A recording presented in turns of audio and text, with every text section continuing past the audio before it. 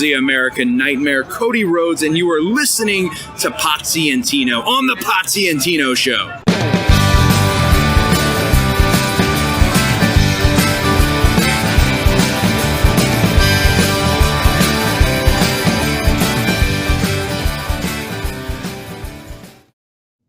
Ladies and gentlemen, boys and girls, children of all ages, the Pots and Pans Network brings you its tag team champions of the world,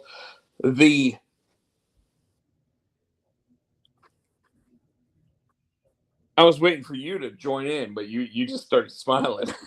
Oh, I didn't know what was going on. The Potsy and Tino Show. The Potsy and Tino Show, obviously. But Hello. You just heard our undisputed world heavyweight champion of the WWE, Cody Rhodes, actually leading us into that. And I have to say, I still to this day love the fact that he was willing to do that for us. Tino, our theme song is always brought to you by Adam's House Cats. It's called the Wrestling Song. It's available on iTunes for 99 cents. 99.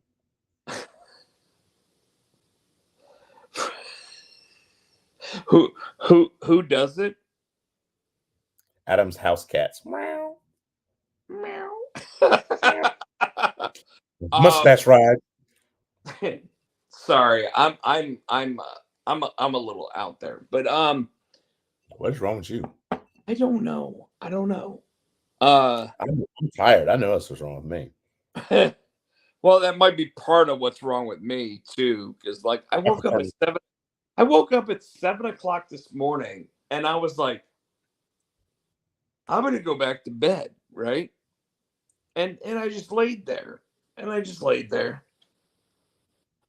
that didn't do anything. So finally, like, I don't know, 8 o'clock in the morning, I decided to put my CPAP machine back on so that I could sit there and fall back asleep.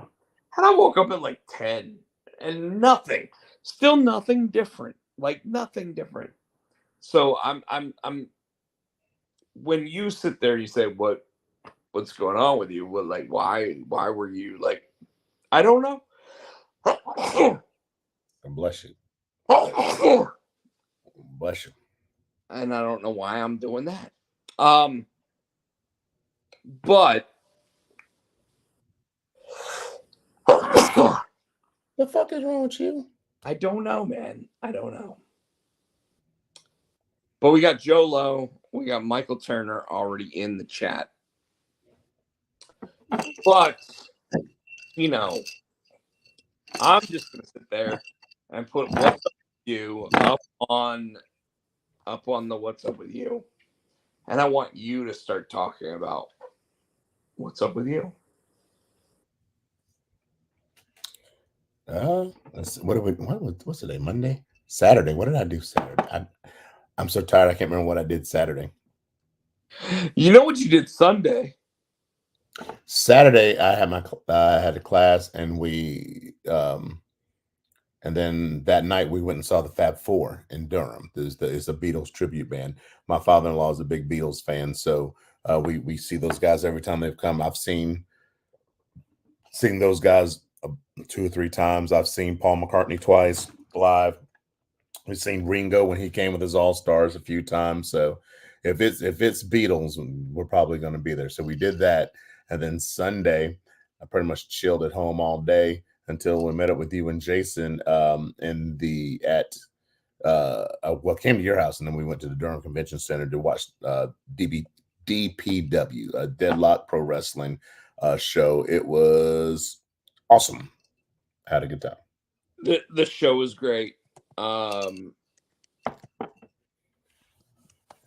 Sorry, I'm just kind of sending a joke to the crowd. It says, "What's up, Chris?" Because there was like, "What's up, Chris? What's up, Chris? What's up, Chris?" So I just decided I would send one that says, "What's up, Chris?" And yours says Cedrus. It does, and it's because I got all this other stuff in the bottom corner, so I can't see what I actually wrote. But down is up, Rob. You're darn right. Um. So, well, I'm not done. Yeah. Go ahead, man. Talk Talk about it. about the DP. We'll talk about the DP, the DVP. No. You say what's up with you. Oh no, there's only one more. There's only one more thing that's up with me. So we saw that show last night. So today, I work from home. I was working from home today, and I went to Costco and got back from Costco. And usually when we go to Costco because you get stuff in bulk there. I come in through the garage instead of the front door. So as the garage door was coming up, and I was coming in, I looked down. I'm like, why is there a puddle of water there? And then I looked over by. Thank God. Door? Yeah, so like when the garage came up, as soon as I walked into the garage, I looked down. There's a puddle there, and I was like, and I saw, and then I looked to my right, and there's a puddle on this side. I'm like, where's this water coming from? And then I looked because all my speakers and everything for my band stuff is in the garage. Thank God I circumvented that. I walked over. Yeah, the hot water heater was leaking, and it was just the pipe. At first, I thought it was busted. It was leaking, but it was just at the top where the pipes come out of the top of the hot water heater and go into the wall. That little PVC, it was like PVC. I guess it had cracked and it was leaking bad. So had to call a plumber. He came and he cut the water off in the yard there, and it took him all of 10-15 minutes to fix that little piece. And thank God he just charged me for like the service. It wasn't really labor, but it still ended up being like $160. So, but I think it could have been worse. It could have been a whole new water heater. That shit sucks, dude. Yeah, so it sucked, but it was cheaper than I thought it was going to be. And so, the first thing when Nicole goes, I'm like, hey, baby, the hot water heater is leaking. Oh my God, are my drums okay? I'm like, really?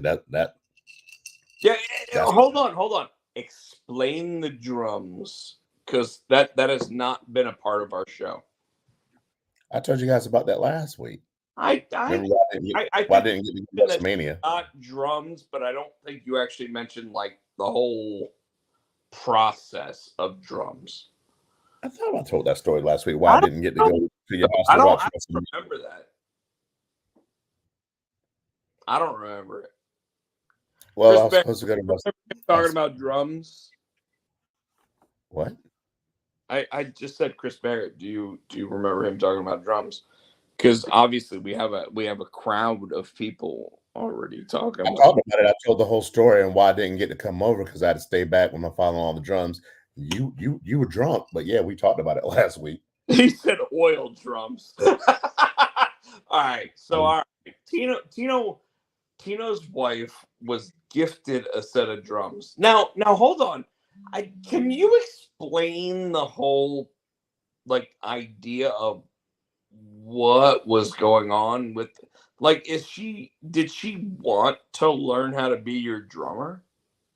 No, she just always wanted to play drums, and now that Haley's graduated and Matthew's old enough and really doesn't I won't say need her anymore, but he's doing his own thing now. She's got that whole oh shit, I got a whole lot of time. You know what I'm saying? So she's always wanting to do drums. She's never really had time to do it. Do it. It's just something for herself.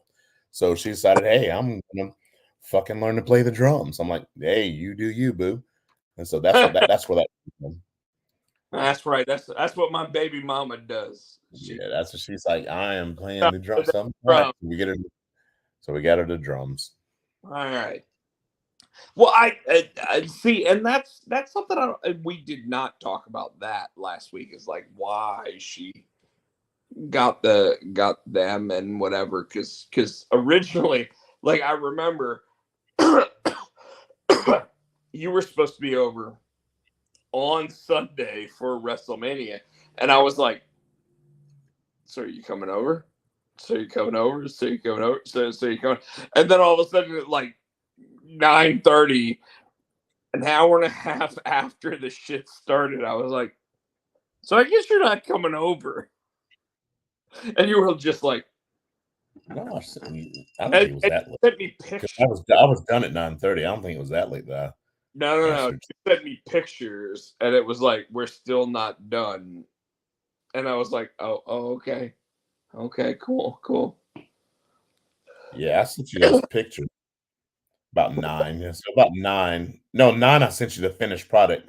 At 8:14, I sent you the pictures of when we were setting it up because you get 9 o'clock.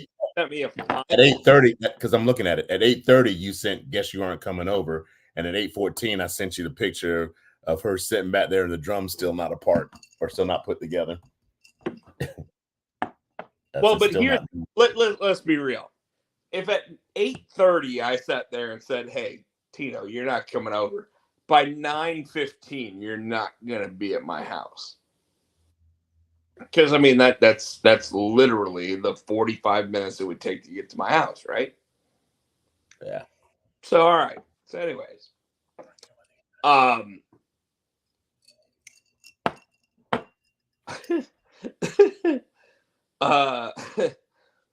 sorry, I got this tickle all of a sudden, but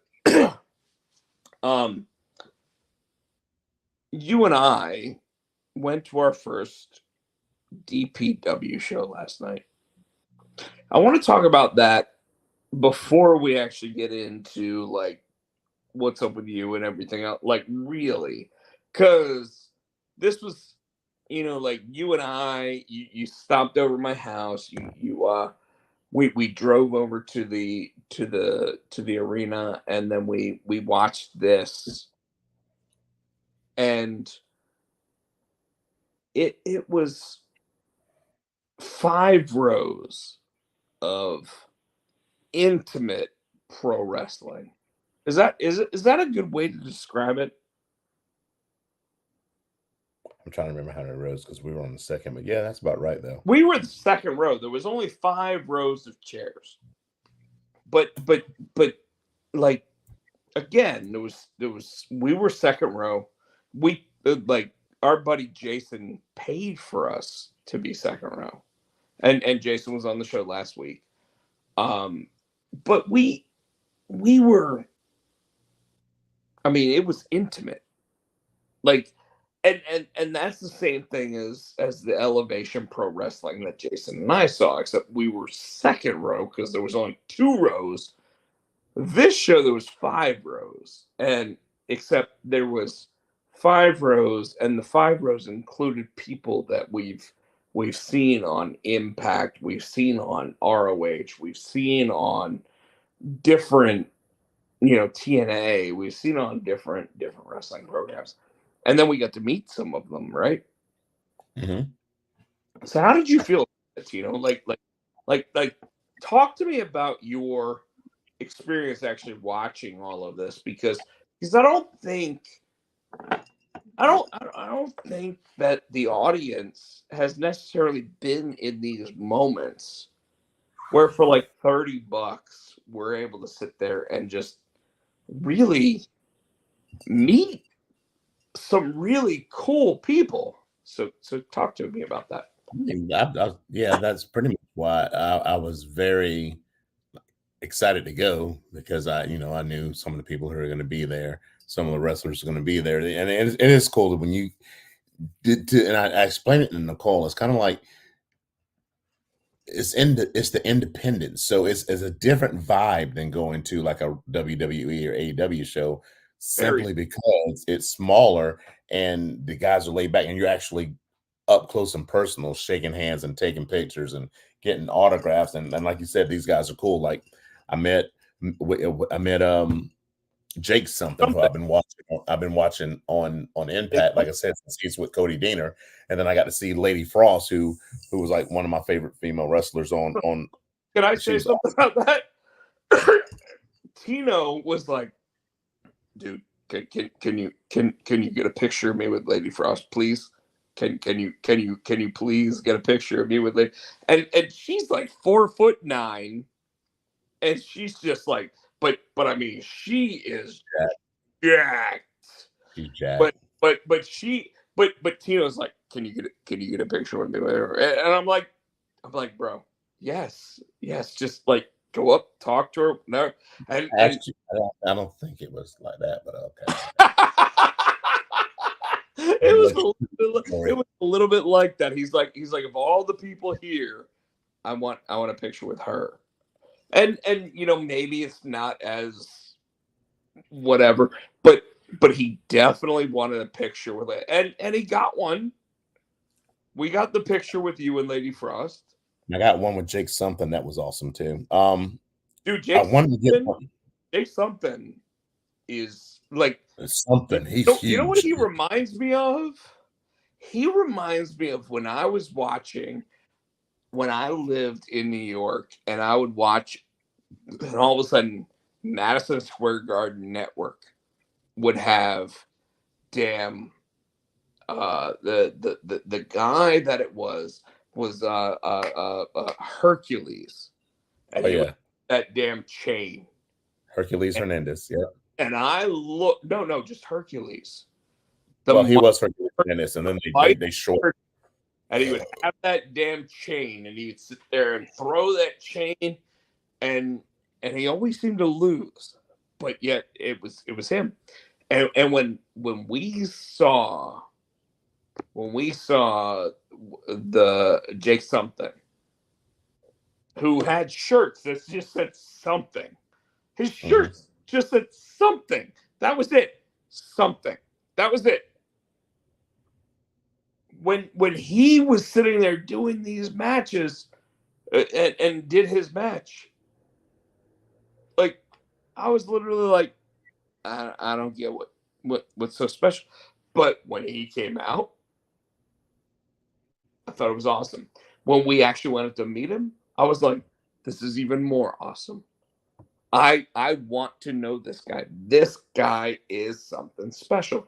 But he looked like fucking Hercules from the 80s when I was sitting there watching the Madison Square Garden Network.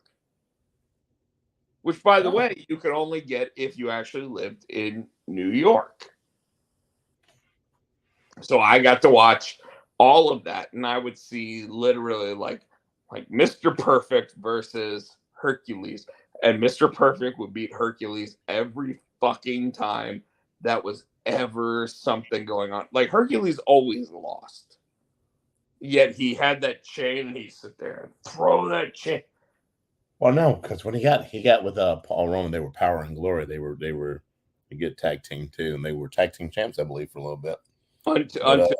Until Paul Roma did something that everybody got pissed off at, and suddenly Paul Roma was in WCW. You remember that, right? Mm-hmm.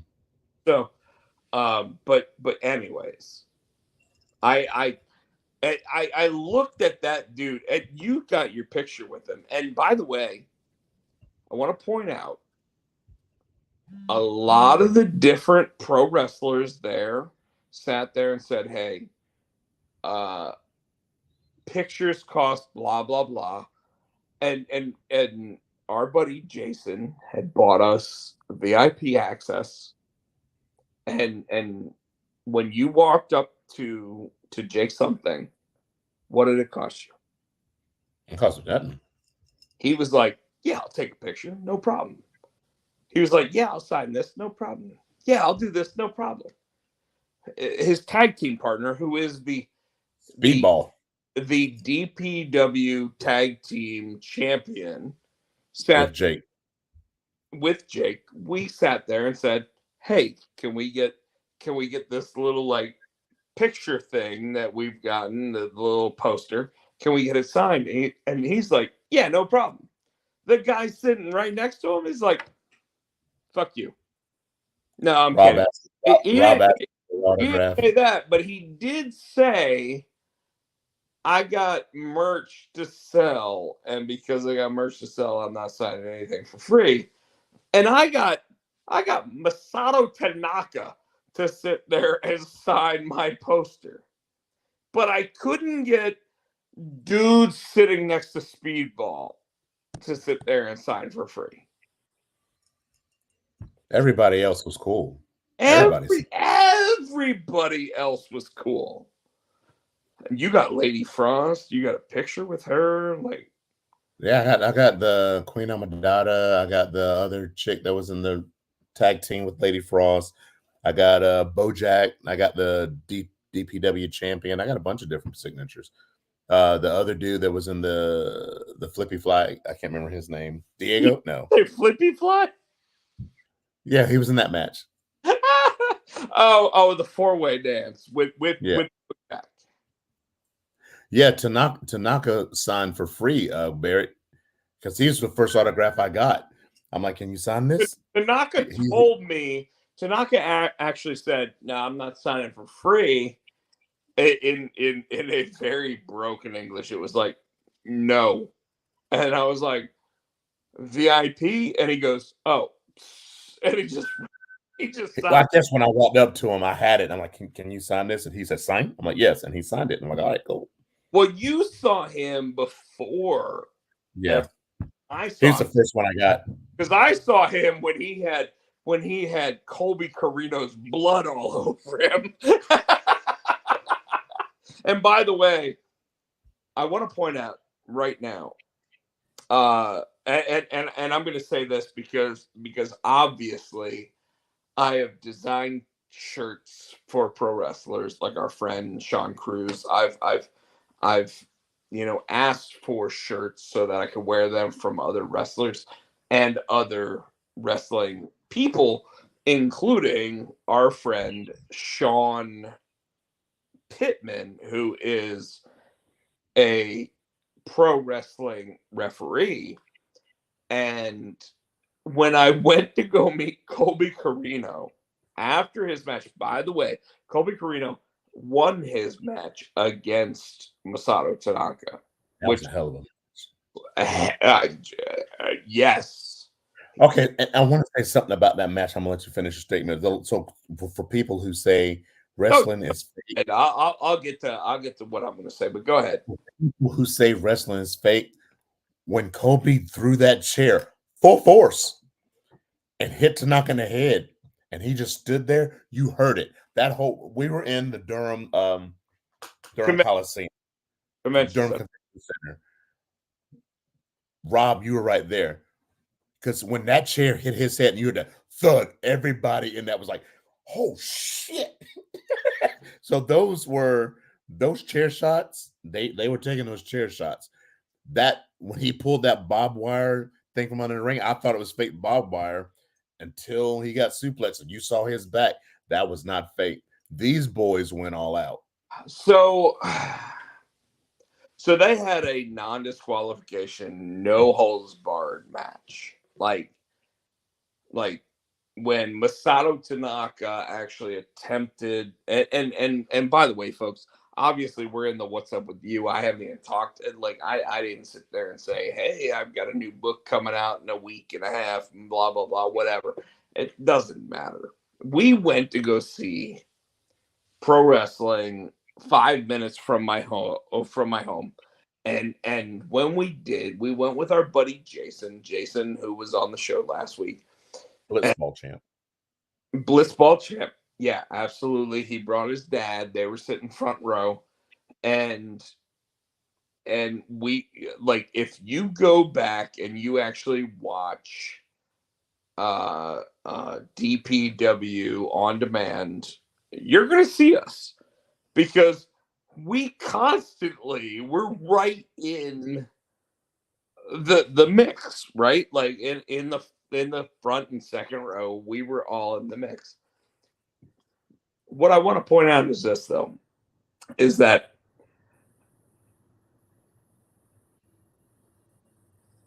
the craziness and everything,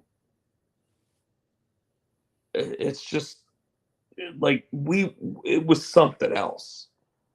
We when Tino is talking about Masato Tanaka versus Colby Carino, I met Colby Carino afterwards. Colby Carino still had all the blood on his face, and he literally. But by the way, I want to point out, because our buddy Sean Pittman, who is a referee that you and I know, and I have not just known but gotten to be a referee in a match because I knew him. That's why I own my referee jersey and everything, which is 6 feet away from me. He, when I got done watching this match and we walked out and we went to go talk to all of the wrestlers because they're all standing out there afterwards. They haven't cleaned up. They haven't gone to the showers. They haven't done it. They literally are still blood-covered messes. Am I right, Tino? When I went up to Colby Carino, he looks at me and he goes, I know that shirt. And he's talking about the shirt that I'm wearing. And I'm literally wearing a shirt for a referee that isn't at that night's show. And he goes, my girl designed that shirt. And I was like, oh shit. And he goes, so you know Sean? And I was like, I do. I also know Sean, Sean that we've had on the show. I'm like, I also know Sean Cruz. And he goes, there sure are a lot of Seans in pro wrestling. And I was like, I think it's because they all like Shawn Michaels. I don't know. Like, and he goes, that might be it. But he was like, it's crazy how many Sean's there are. I'm like, yeah. And he goes, my girl made that shirt that you're wearing. And I'm like, cool. And I literally was like, all right, I might need to get, a new one. And she's like, oh, please, can you design the new one? Because he wants like a Mad Max design and all this. And I'm like, I don't even know if I can do that for a referee. Like, whatever, like, and she goes, oh, thank God. I'm glad I'm not the only one that's like, I don't want to do that. Whatever. But talking to him and Tino, he obviously wasn't in the main event, but he was like I thought that was the main match. Am I wrong? There was a couple of matches that could have been a main event. He was in all those matches, man. Because remember, I think it was Jason was asking me which one was your favorite. I was like, this one, but no, but this one. All those matches were phenomenal. All right. So basically, folks, I'm just gonna sit there and say, like, Deadlock Pro Wrestling, and by the way, Jason has asked me multiple times to go to this, and him, Blitzball Champ. He shows up in our show from time to time. Has asked me to go multiple times, and I keep joking that with a name like DPW, when it's DP anything, I have a problem with it, but it was awesome. It was awesome. I'm not gonna lie. I'm not gonna dispute. I'm not gonna sit there. I will say this: the earlier matches looked a little bit sloppy when they would go to kick, when they would go to slap, when they would go to chop. They were a little bit sloppy in the earlier matches. And even in the later matches, there was a couple times where the chops and stuff were a little bit sloppy. But when they got going,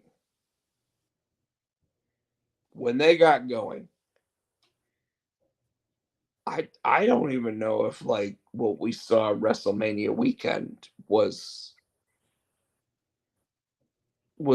on the same level.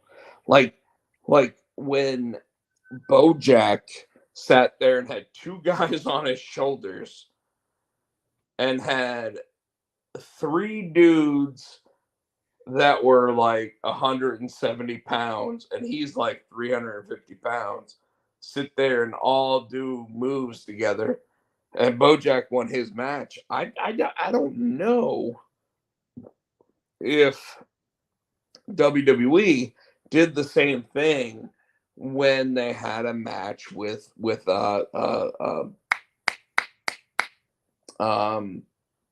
the really big dude? Not Ivar, but the other one in WWE. Bronson Reed.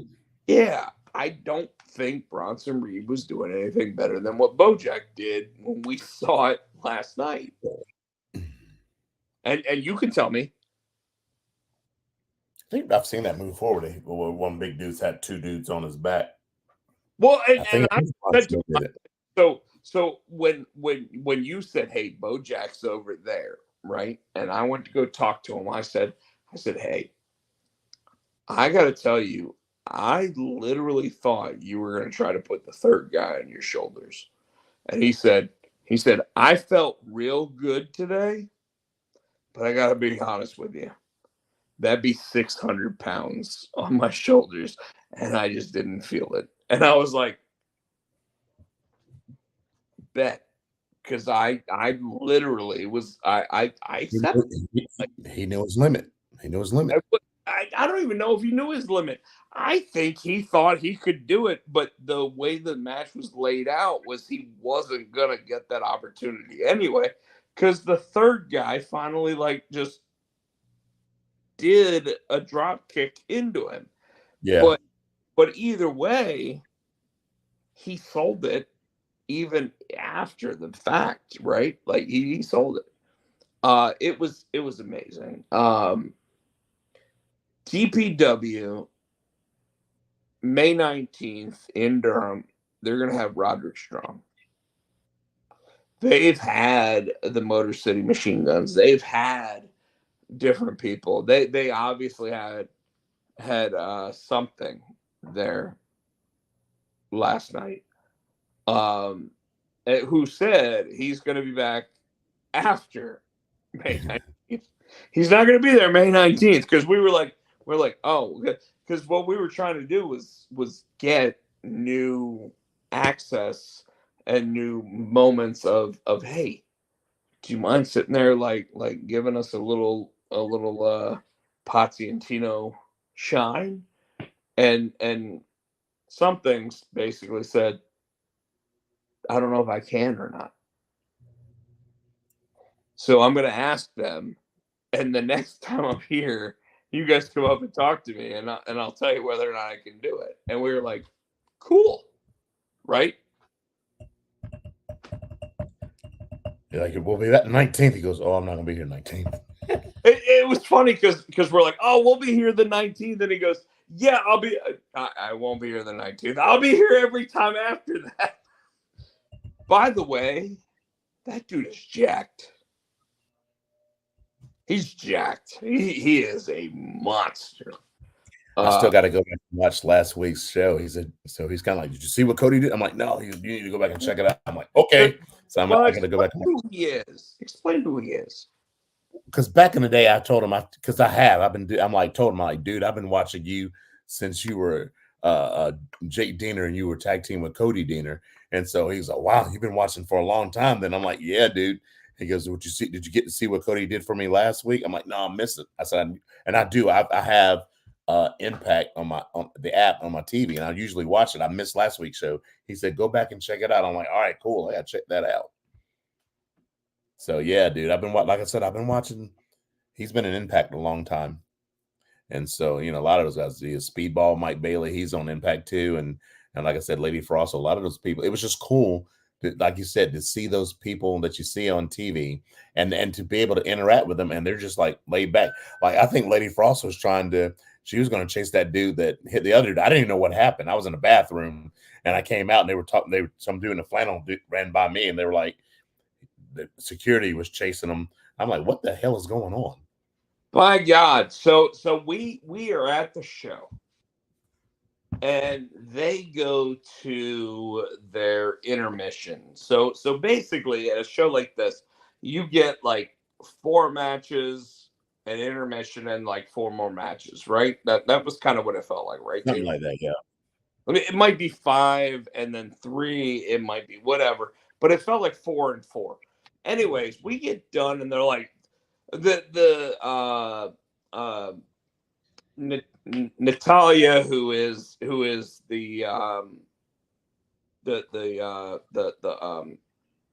ring announcer on the mic lady, the ring announcer sits there and goes, it is time for the and we're all like, all right, cool. So we all go out, we're all looking, we're all getting like autographs, we're all talking to the wrestlers, and randomly, because like Tino splits up with me, and Tino was sitting next to me like the whole night. And I had to go to the bathroom. I was holding it. I had to go. he goes to the bathroom, and all of a sudden, out of nowhere, this dude starts plowing through people. And I mean, he is throwing elbows, he's throwing shoulders, and Was he he's a big dude? no, he's like my size, and he's yelling and he's like, "I'm gonna do, I don't know what's going on." And then as soon as he he hit some dude, I and already smacked. the dude that he hit wasn't any bigger than him. He's just a normal dude. He was sitting. By the way, he's sitting second row, just like. Actually, no, Yeah. He's first row. He was sitting front row in Yep. the same area that we were in, and he's like, all of a sudden after when he plows him, it's like a Monty Brown, like I'm hitting you with the pounce, right? As soon as he gets done, he sits there. He goes, "I'm so sorry. I didn't mean to do any of that." And he just turns around. And he's holding his head and he's like going like this. And he's like, I need to. I don't know what's going on. Like, and he just starts walking the other direction. Oh, I thought he hit that dude. I thought he like smacked him. He hit him. Oh, he hit him. What happened? He pounced him. Oh. And then he just turned around. He's like, "I'm so sorry. I didn't mean. I don't know why I did that. And he just started walking out. And then even Lady Frost was like, "Are you all right?" And like she was going to go after him. I'm like, "Oh damn, dude!" Like 7 people. Like I was sitting there like, do I need to hit this guy? Like what the fuck's it? And he just took off back out. And and I walked up to the guy that got hit, and I was like, Are you all right? And he goes, "I don't know what the fuck just happened." Like literally, I don't know what the fuck just happened. And he was like, "As long as he doesn't hit me again, I think I'm all right." I'm like, "Okay, cool, whatever." Like it was nuts. It was nuts.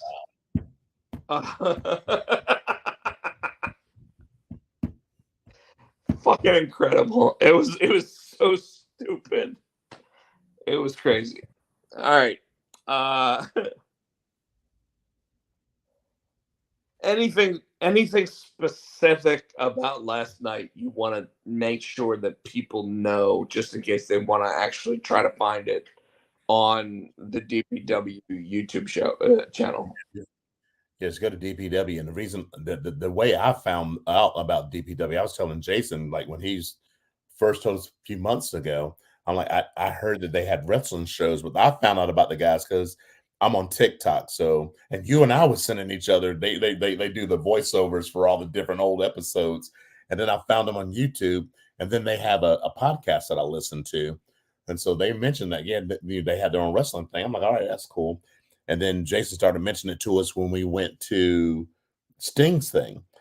And I was like, "Oh, dude!" And I started looking it up. Didn't realize they were based in North Carolina. So that made I was jacked for that. So yeah, he had been trying to get me to go to one of the shows for a while, and I was like, no.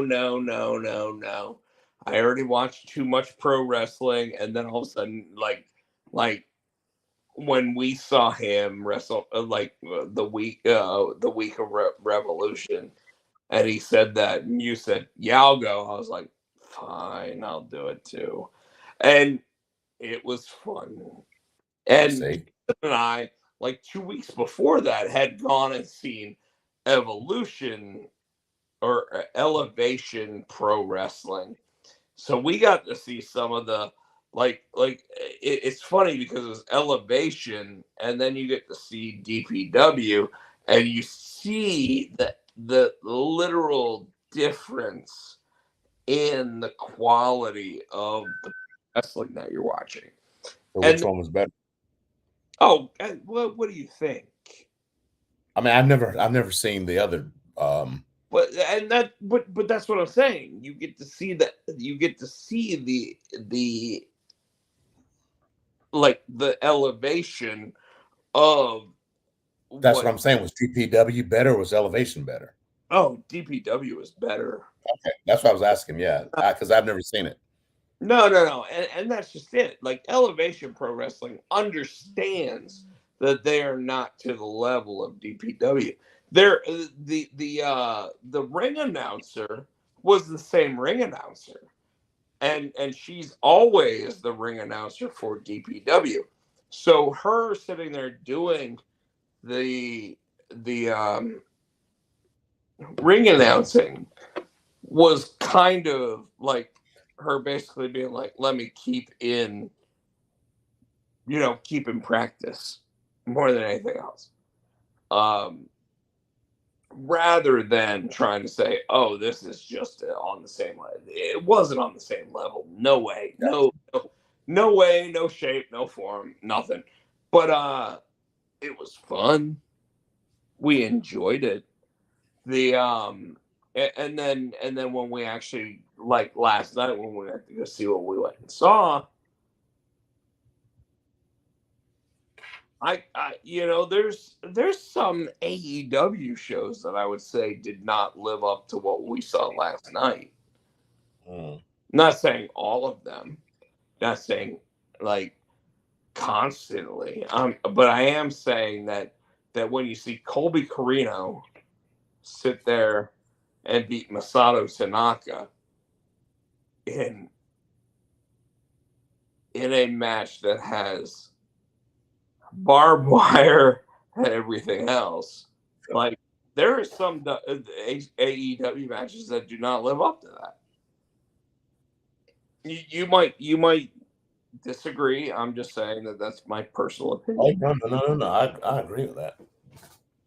So, but super fun to watch.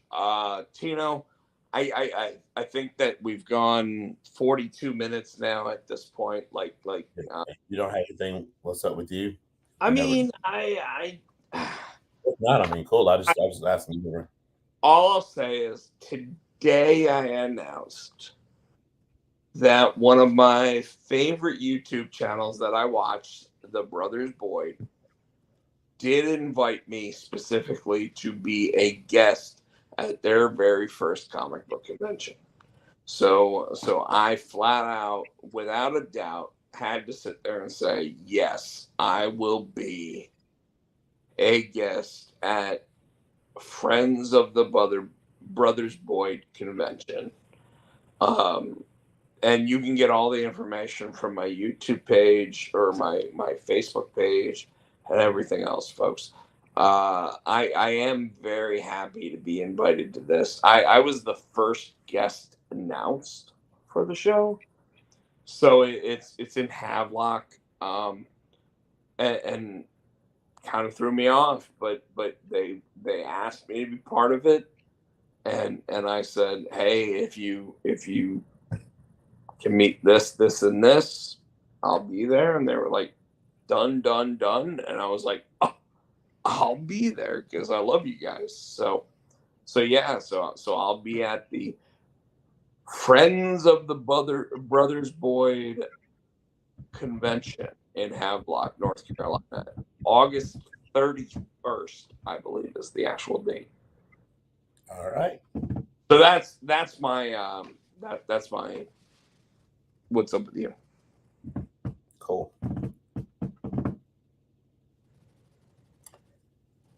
I think the biggest and only thing I want to talk about, and you put up the AEW, is the farce and the shit show and what Tony Khan thought he was going to be proving or again accomplishing by putting out that video of what happened backstage. Because pretty much all he did, he was trying. I don't know if he was trying to make CM Punk look bad or make him look like he was a liar, but everything CM Punk said happened was validated in that video that Tony Khan showed. And then they tried to play it off.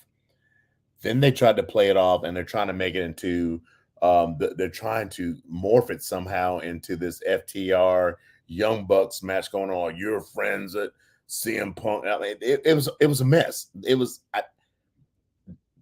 I don't get what he accomplished or what he thought he was going to or what he thought he accomplished. Well, let's go ahead and start at the beginning of this, and that is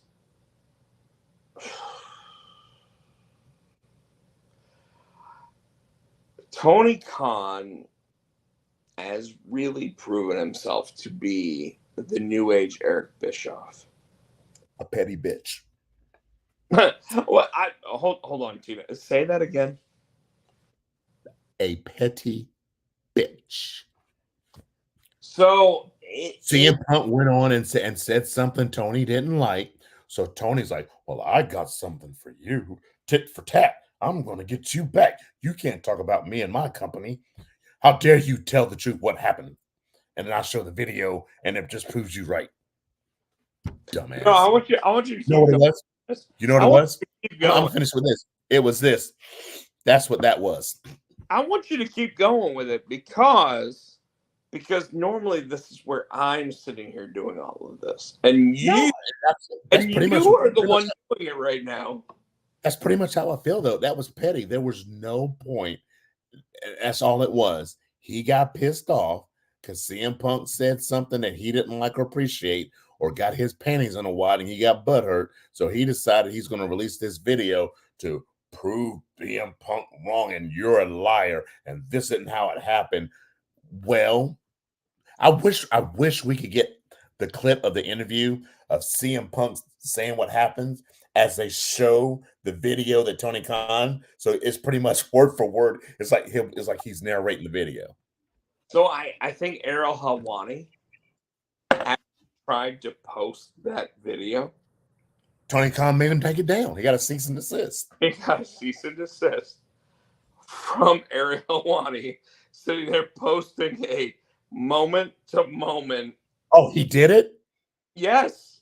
I didn't know he did it. Oh, I thought he had to take down the interview. I didn't realize he did a moment to moment. No. Apparently he did a moment to moment video that got removed.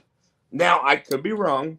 Hey, we're not to the point where Dave Meltzer gets to sit there and say our show is a 5-star show or anything. Yeah. We're not there. But I gotta say, I listened to the hour and 10-minute interview. I watched the 3 minutes of footage. And I'm going to flat out say, CM Punk sat there and said, I didn't punch anybody. I don't think he punched anybody. Someone told me that he threw a right cross. I didn't see it. Mm-mm. I didn't punch anybody. Then he sat there and said, someone might have gotten choked. Someone got choked.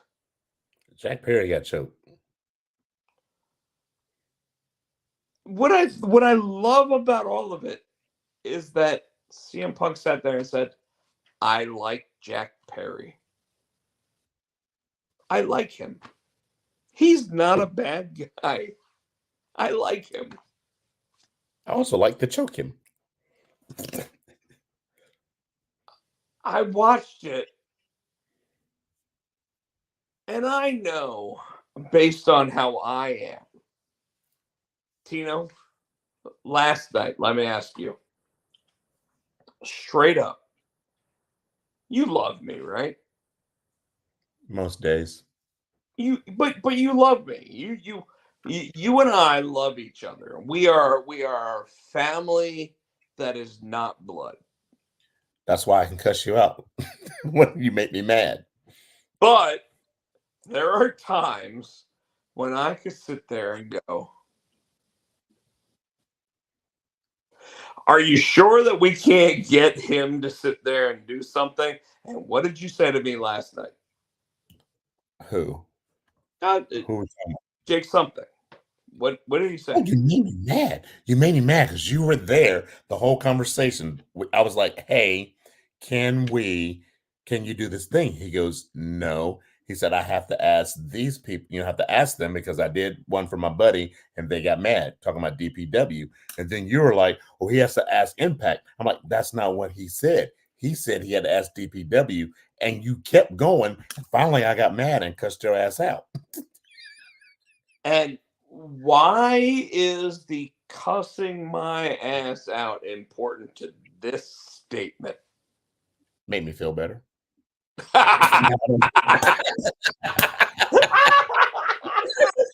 It makes Rob feel like the idiot. No, because we can do that. And I blew up and I walked away and I came back and we were good. But why is you exploding in that moment?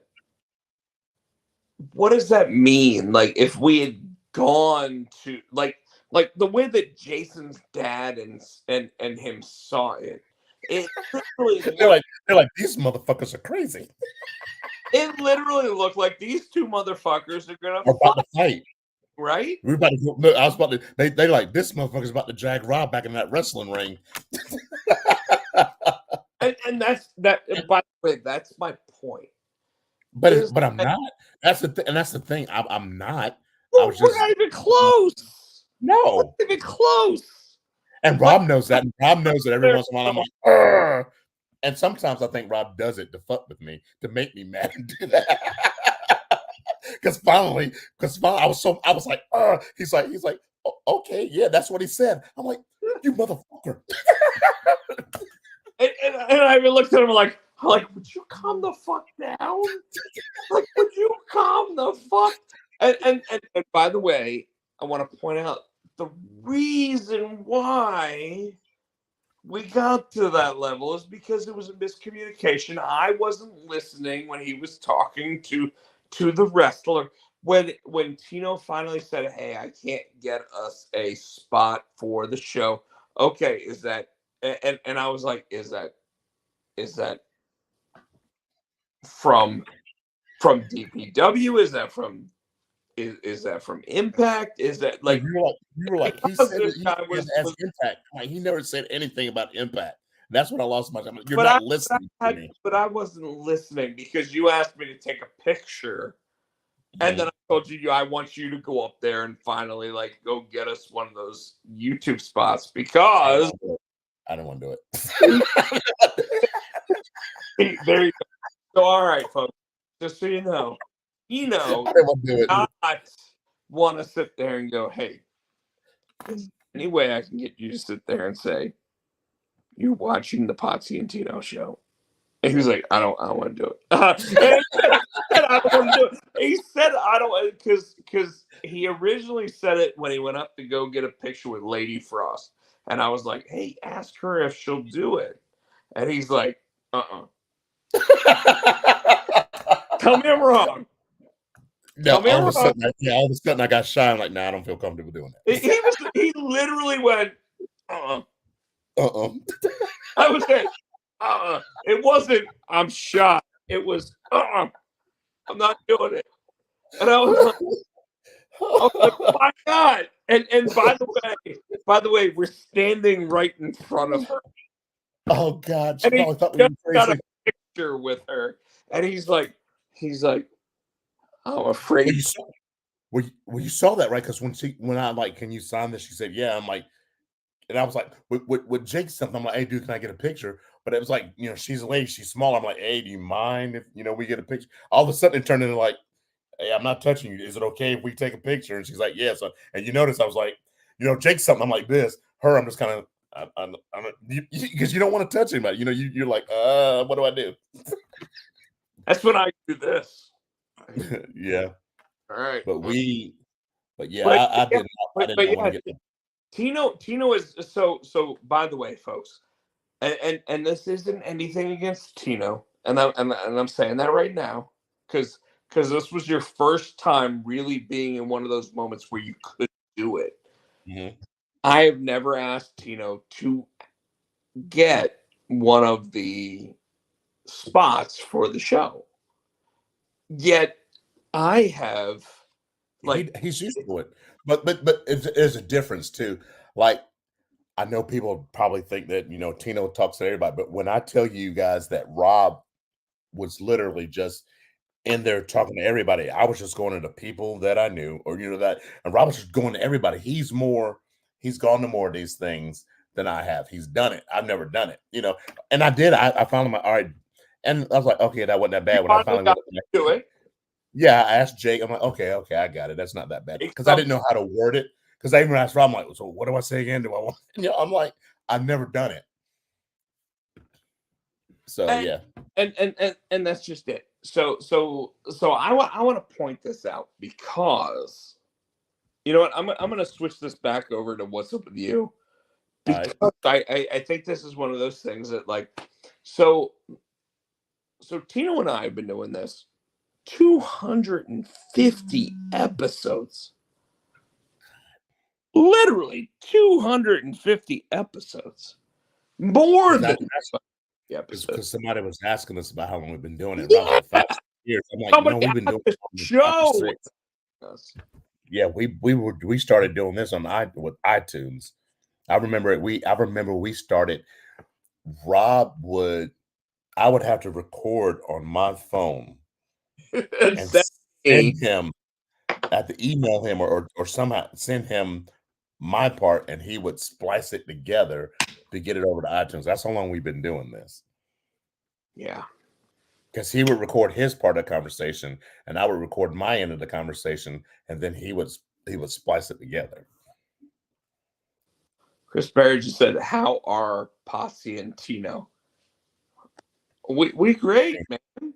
Like Chris Berry, you gotta understand. Tino got really mad at me last night, but then all of a sudden he calmed down.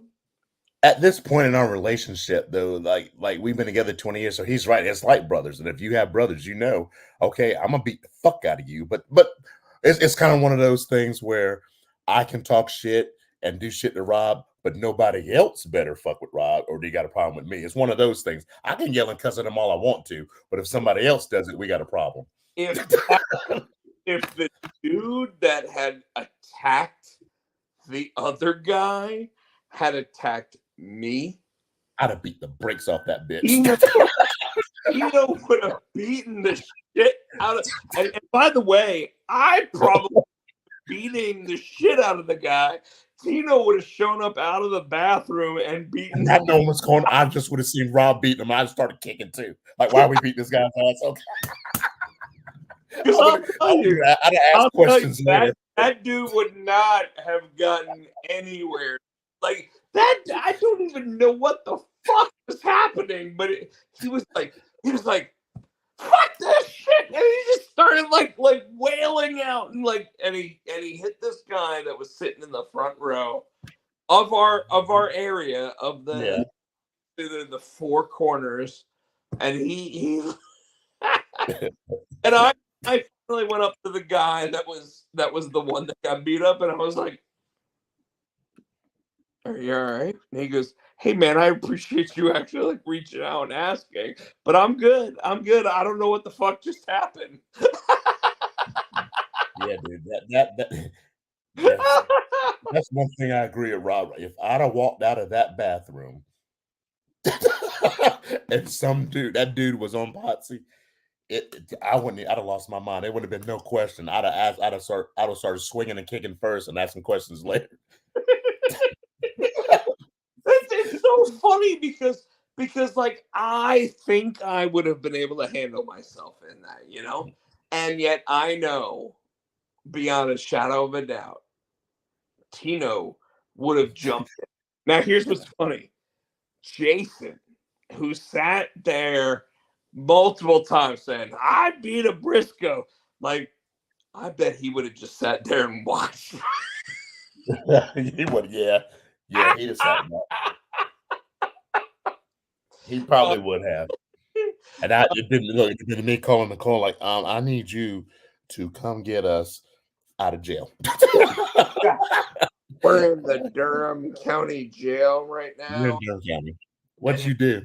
And it's not because Rob was drinking. Can you come get us Because I lost my shit. Dude, I'm telling you, like it's one of those things where we're sitting there like just going, and Chris Barrett, Potsy and Tino, the new gangsta. Gangster. That'd have been it. That'd have been it. That'd have been it. We'd have been like this. Like it's over. Like You're like, it's a damn shame when Tino did that, dude. You see him power bomb him through that merch table. damn shame Colby Carino's merch table got busted up. Yeah, Robert done the shield shit. I'd be like, "Oorah!" He'd put him up on my shoulders and wow. Now I want to point out Colby Carino had blood all the way down his body when and he'd probably just gotten out of the way and been like, just go ahead and take out the table. And back, his back. Oh my God, from that damn barbed wire. God. Yes. Yes. So yes. Yeah, so it goes back to, it's just it was a hell of a thing. It was a hell of a thing. But we were talking about the Tony Khan thing. But yeah, that's that. The only other thing I want to talk about is Friday Night SmackDown, dude. We talked about it in the car. I'm gonna let you start. You know exactly what I'm talking about. What do you want to talk about? Do we have a new tribal chief? Well, hold on. Let's talk about Monday Night Raw, because obviously we actually did our show during, and you were here. We did our show during Monday Night Raw, so we missed the fact that they did a match with Ilya Dragunov and a Roxanne Perez match, basically showing, hey, this is the best of what's coming. And they were right? Yeah, and I got a spoiler. I don't know if anybody else is watching Raw Night now, so I'll tell you after. Don't spoil. I'll tell you after. I accidentally looked at it, and it has something to do with our favorite part. One of our favorite parts of Raw last week when Ripley was doing that interview, and out of nowhere, I mean, she flung that chair. Even Rob was like, "Damn."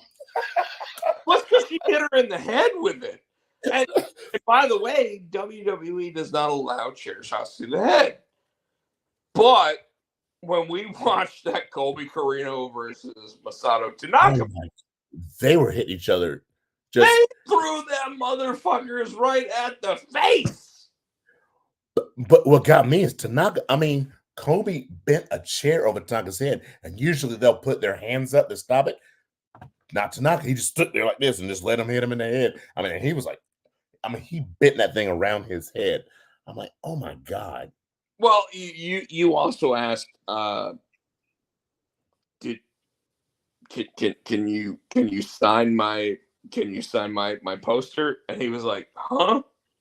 And it's because he'd been hitting the head with so many goddamn chairs, he didn't even know. No, I'm kidding. But yeah, it that moment was pretty interesting. What you're talking about though, like the Liv Morgan versus Rhea Ripley moment, when she threw that damn chair, dude. Like, I love the fact that Kevin Owens on Friday Night SmackDown sat there and said, hey, I really like this like cool new thing where they make it look like you're coming all the way down the ramp, all the way into the ring. Like, can we do that with my and when you thought about it, like the last time I saw that was when Rhea Ripley was walking down the thing. She got a fucking chair thrown at her head. Like, that's what I thought. I don't know. Did you think differently? No, and I remember I was telling you too. I was watching a YouTube channel about the WWE 2K, the new one, 24, and they were like, yeah, if you're in a ring, depending on the match, if you throw a chair, no matter where your opponent is, it's going to hit him in the head. And I didn't believe him. So I had my person in the ring, and the person, the opponent was like coming down the ramp, and I just threw the chair, and it flew all the way up the ramp and hit that person in the head. I was like, damn. Yeah, you were telling me about that. You were like, hey, so this guy, I was in the ring, I had a chair, and I threw it, I just tossed it, and it just hit him, and I was like, oh okay. It was awesome. So that's my new favorite move now. That's what I do all the time. I do want to point out that Chris Barrett was talking about Masato Tanaka and Mike Awesome, and by the way, I the entire time I was watching Masato Tanaka last night, I was like, I think this is the guy that went up at ECW One Night Stand and actually went in that match against Masato Tanaka and Mike Awesome. I mean, and it was. Yep. And I gotta tell you, like, I remember that match because I watched that ECW One Night Stand, the first one, a lot. And I watch it because it's really the last time WWE has had matches like that. They really haven't done it since. And we're talking now, God, that was 2006, I think. I think we're talking 18 years later. And I still, to this day, I sit there and I go, those motherfuckers did something that they haven't done since. Yeah. And it's crazy even now because you still have AEW bringing in Rob Van Dam 18 fucking years later. You know what I mean? Like it's fucking crazy. Like, yes, can he still go? Yes, he can still do something, but he's not what he was. Fucking Sandman isn't who he was. Like, no. It's crazy to see the difference. That's just my point. That's my feeling on it. Yeah. Another point. Okay, the wrong SmackDown. Raw. Oh, but you have something specific about SmackDown. Well, but before I get into that, because I forgot, there's a key piece missing. On Raw, they had a 4-way match to find the number one contender for Damien's title. Jey Uso won this, so now Jey Uso he's main eventing. He's on Raw main eventing. Yeet. Now we go to SmackDown. Oh, so remember Jay's. Are we not eating? Oh, we're yeeting. Yeet. Are we yeet? So we're gonna get to SmackDown. We're gonna get to SmackDown when there's no yeet. Oh. Okay. So remember, Jay's on Raw as number one contender. You go to SmackDown. Was it you that was saying how ironic it was that it was you that Solo was the one saying there's consequences for losing matches. Give him that again. No. Go ahead. So you got it all. Yeah. So they talked about, they were at first it was Solo, Paul Heyman, and Jimmy were walking through the arena, and they were going to, I guess, their normal locker room. And when they got there, it was Cody Rhodes, his nameplate on the door. And Paul Heyman's like, no. He said, there's consequences for losing. He's the champion now. He gets the locker room. There's consequences for losing. And so later on in the night, they all come to the ring again to Solo's music. Did you notice that? Solo's music played, and all of them came to Solo's music. And Jimmy, and they're in the ring, and Paul's doing his thing. And then Solo stops him and says, there are consequences to losing matches. He goes and he gets face to face with Jimmy, and Jimmy squares up. He's like, oh, we're going to do this. and Solo hugged him and said, "You're my brother. I love you." And Jim was like, "Yeah, I love you too." And he went to try to, I don't know if he was trying to hold on to Solo or shake his hand. And all of a sudden from behind, we get Haku's son, Tamatanga, attacking Jimmy, and they beat the brakes off of Jimmy. And Paul Heyman's in the corner, and then he comes out and he grabs the phone to say, "Call Roman." Solo takes the phone, goes on the floor, and stomps it. So are we saying that he's taking over now? I you know what? I think this is a really good spot where we need to actually like dissect it as the Potsy and Tino show, right? All right. And the reason why I say that is because like obviously there are moments where we sit there and go, well, this is my opinion, this is your opinion, this is what Solo Has been that Roman's been saying that he is the next tribal chief. So Roman has been saying that. but Solo made a decision. And Solo sat there and said, hey, based on all of the negative that happened WrestleMania weekend, things have consequences, right? He said all that. And then he literally walked up to Jimmy Uso and told him that he loved him. And Jimmy's his older brother. Like they literally are blood. They are brothers. He sat there and said, Jimmy, I love you. And what did he do, Tino? Turned his back while Tamatanga whooped that ass.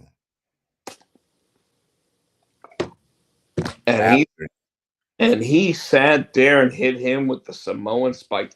Now, while he hit him with the Samoan spike, he actually did something before that. He brought Tamatanga out. Yeah. Now, Tamatanga has been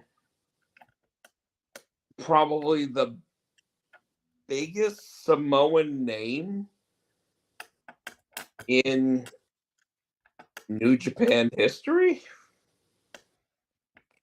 So he brought out, and we're saying it. You already said it. He brought out Haku's son, but it's not just Haku's son. It's Haku's adoptive son, a guy that has been literally the top end of New Japan Pro Wrestling for God since AJ Styles left. Like literally, he's been at the top of the card. When everybody else left New Japan Pro Wrestling, he sat there and said, No. I'm not leaving yet. Guess what? I'm taking the fuck over. I'm going to own this shit. I'm going to be the top guy. And then what happens? We sit there and we think that if there's a possibility of somebody else coming in, we literally think, okay, it's going to be Jake Batu, right? That's who we thought. We thought it was going to be Rikishi's other kid. No. They immediately sit there and go, hey, even if this dude is under contract, fuck him. We are sitting there going to blast you with a guy who could immediately come into the WWE product and show you that this guy owns the fucking. And that's what they did. They literally brought a guy in that can own the fucking ring, no matter what company he works for. And you know what makes it even better, Tino, is that Tamatanga was the guy that AEW wanted. Mm-hmm. Because Tamatanga is a guy that everybody realized was part of the Bullet Club. And anybody that has been part of Bullet Club, AEW, has wanted. So when Triple H made all of his statements about people that we couldn't get, Tama Tonga was one of the guys that actually said, I don't want to go to WWE. And yet, here he is. Here he is. And he's there.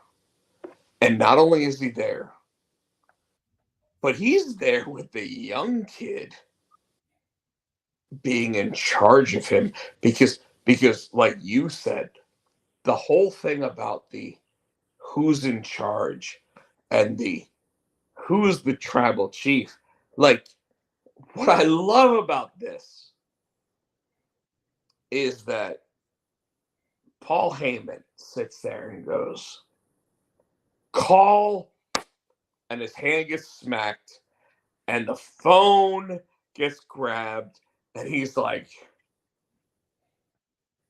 by orders of the tribal chief. And all of this goes back to, like you said, it's the moment where Solo Sikoa sits there and says, hey, actions need consequences. Losses need consequences. So because of that, but like you said to me, Solo hasn't won a fucking match in a year, it feels like. Like, why is he? But you know what? You know what makes it so good? Is that there are certain people in the WWE that over time, it doesn't matter if they win, it doesn't matter if they lose. They have that ability to just sit there and go, I'm going to stab you with my fucking thumb, which is all Solo does. He literally stabs you with his thumb. And when he stabs you with his thumb, it's over. And nobody cares. That's enough. We believe you. We believe it's over. When you look at all the other people,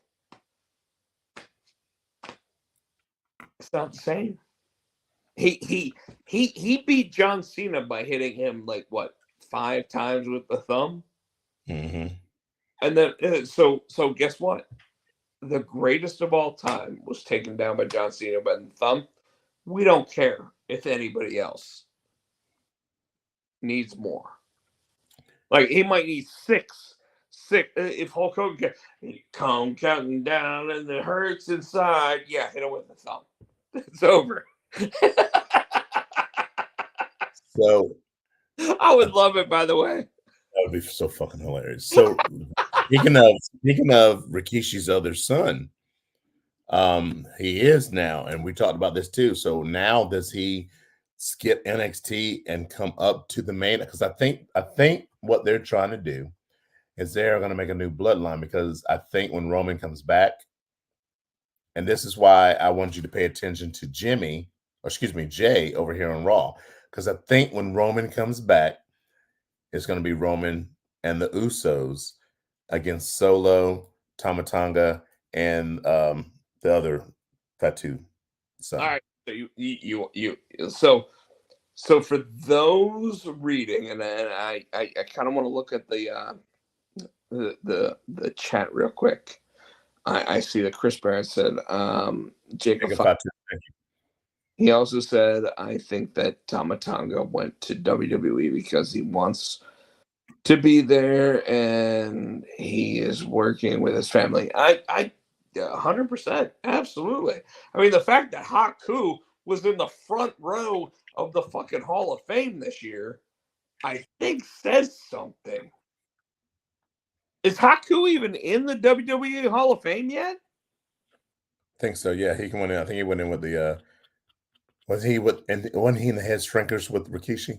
I don't know. I know the head shrinkers went in, but I can't remember if Haku was in the head shrinkers. I don't think he was. I think it was his two cousins. I think Haku went to WCW, and that's why he wasn't in the. Anyways, They better put him in before he pulls some. I've heard so many stories about him pulling people's eyes out. They he's, better, he's gonna thumb punch somebody yeah. through their throat, like that show we're watching. We were watching the American Rush. I assume a throat punch, the blood coming out is gonna end up causing. Anyways, Anyway, Haku isn't in the Hall of Fame, and he should be because he's scary. he's not in. He should be. No, not because he's scary. He should be because he's one of the greatest, the greatest to ever do what they did. Like, it's simple. That's why Haku should be in there. Nice. What are your thoughts? What are your thoughts on my 3-on-3? The new bloodline against the old bloodline, I guess. I don't know if I'll call it that. I've seen some pictures based on like what people have like built. It's interesting to me because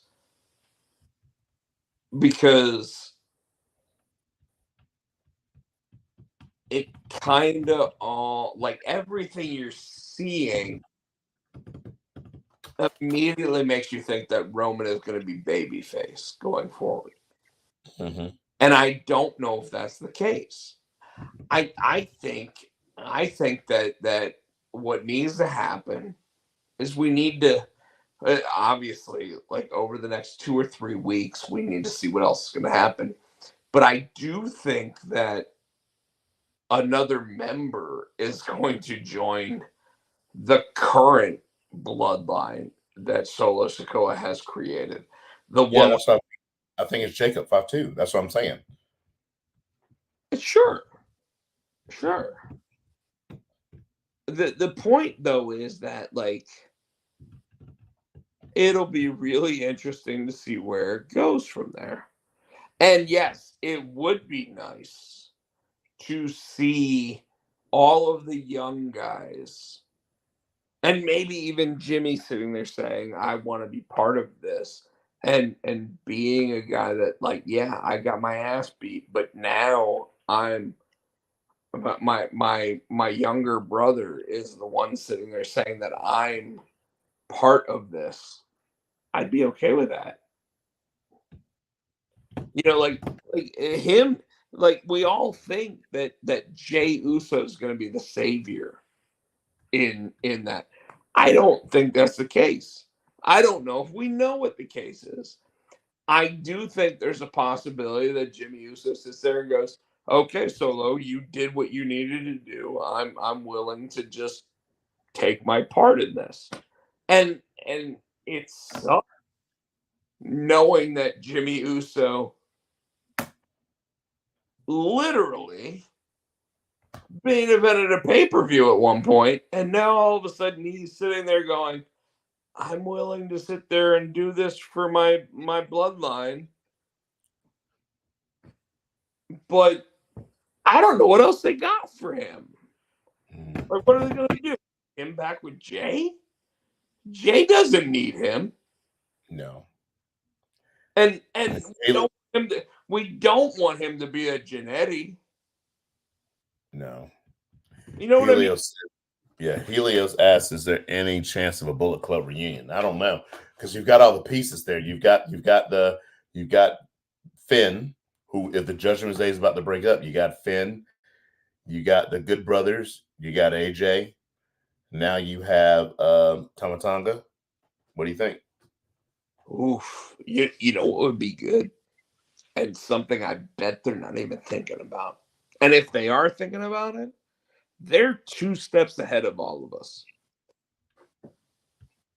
Helios made a really good you made a really good point, because if they were to take Jey Uso, Jimmy Uso, AJ Styles, the Good Brothers, and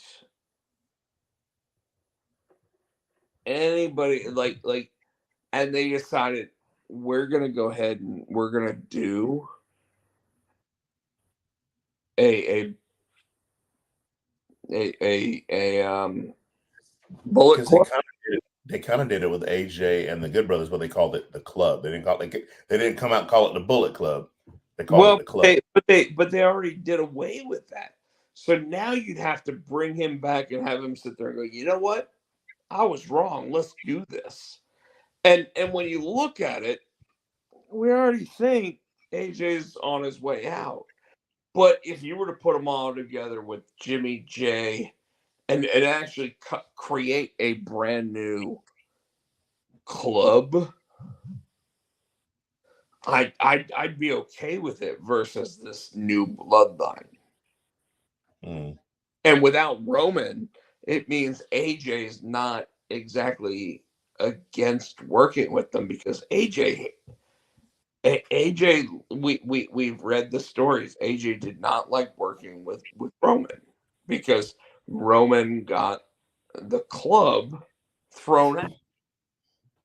And so when the club got brought back in, like maybe AJ finally sits there and goes, you know what? Fuck it. After I'm done with Cody, let's fucking do this. You know what I mean? Like it's weird, but it's at least believable. So Helios, I like it. I don't see it. And Tino probably doesn't see it either. Yeah, not now. Like Rob said, maybe down the road they might, but in the immediate future, I'll probably say it'll probably be at least a good year, 6 months to a year. What else? Anything? That's all I got. Those are the main points I wanted to hit. I do want to talk about real quick the draft coming in like 2 weeks. Yeah. Dragunov has already said he's jumping into the draft, but before he does, at NXT, he's going to face Trick Williams for what, the third or fourth time? I think this is where Trick wins it. Well, if Trick doesn't, Trick leaves NXT. So you think Trick becomes the face of NXT? Yeah. I think third time's a charm. Well, I think it's a fair point. I think it's a fair observation, especially since Dragunov has said, I am going into the draft. And I think they're going to pull him up to feud with Gunther. I don't know if they're going to have him feud with Gunther. I think they're going to have him side with Gunther at the beginning. Not necessarily to be a long-term thing, but I think he's going to side with Gunther to then feud with Gunther later on down the line. Okay. But I find that very interesting. I think that the biggest two names that have not been called up that intend to be, and obviously we haven't watched tonight, but I would assume that means Roxanne Perez and Ilya Dragunov, right? So, Tino, what else you got? That's what I got. Nothing? No. It's an hour and a half. We're there. I kept it to an hour and a half tonight. Really? That's it, folks. I'm going to go another 30 minutes. No, I'm kidding. And I'm signing off. No, I'm kidding. Folks, please give a thought to... Hold up a second. Chris Bay did have a good question. Where do we see Braun going? He's already where he's going to be. Right now, he's on SmackDown. I think they'll keep him on SmackDown. I think a lot of the stuff that you see is going to be on SmackDown. And the reason why is because as they get ready to move SmackDown over to the USA Network, I think you're going to see a lot of that. I think that today I read that with the draft coming up, they want to plan for Raw on Netflix, but they're not that scared of it, specifically because they have currently 8 months to move everybody over to Netflix. Right. And I like for Chris Barrett or any of those asking, I think that's a really good question. I think that you're probably going to see more of the stars being over on SmackDown, especially as they get ready to move over to USA. But then as they get closer and closer to the actual launch of WWE programming on Netflix, I think that's when you will see a massive, and when I say massive, I mean massive shift of creative over to the Netflix era. And Tino, I don't know how you feel about that, but when I say massive, I mean like maybe a 70% shift of talent over to Netflix. Wow. Yeah, and I'm talking about two, like you're talking about the world heavyweight, maybe Cody Rhodes, the maybe the Intercontinental, maybe the U.S. champion, one of both, obviously tag team champions. Then you're gonna see maybe even a new championship created to put on Netflix because you're talking $5 billion. Mhm. $5 billion. Like there's no way they're not gonna sit there and go, let's put everything we can on this. Am I wrong? No.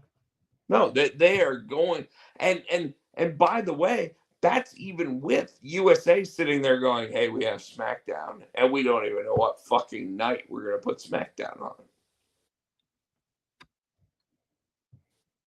Hell, Wow. CW with fucking NXT, we don't know what night NXT is gonna be on. Like, think about that. NXT is going to be on broadcast television, which means it could get a better rating instantly than AEW. Wow. Fucking mind blowing. Sorry, just I'm literally trying to wrap my head around it.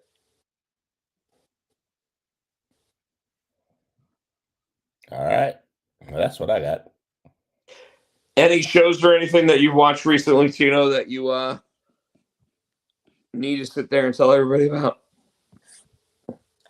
Still watching Sight, but there's now on Max. I'm watching, and I've never seen it. I didn't even realize it was a show. It's called Beware the Batman, and it was just another Batman animated series. It's on cinema, or it's on Max. It's called Beware the Batman. It's pretty good.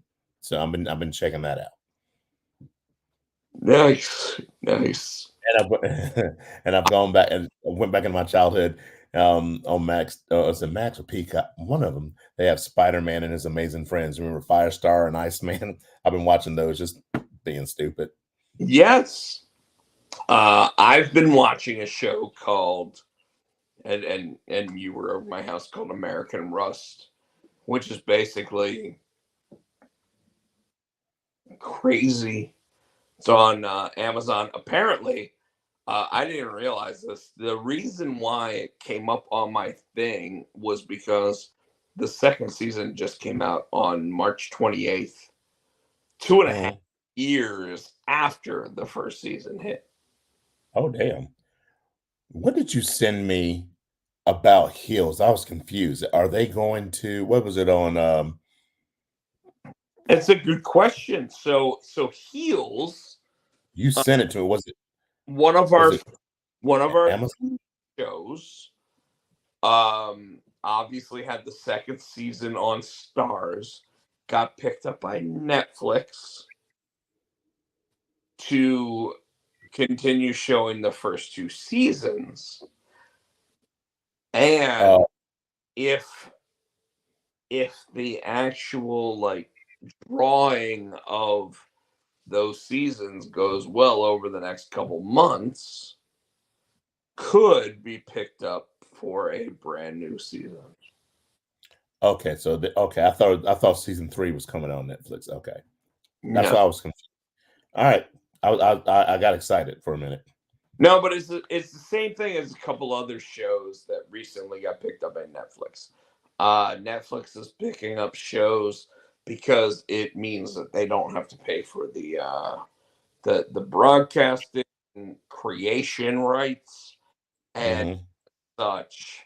They're sitting there picking up these shows. And so, for example, the best example of this is Suits. Suits they picked up. Suits ended in 2018, by the way. I know. 6 years ago. They ended Suits 6 years ago. And now they've actually created, and what's coming out later this year is a sequel series called Suits LA. You know who's the main character of it, Tino? No. Stephen Amell, who was Arrow. Oh, wow. So also the main character from Heels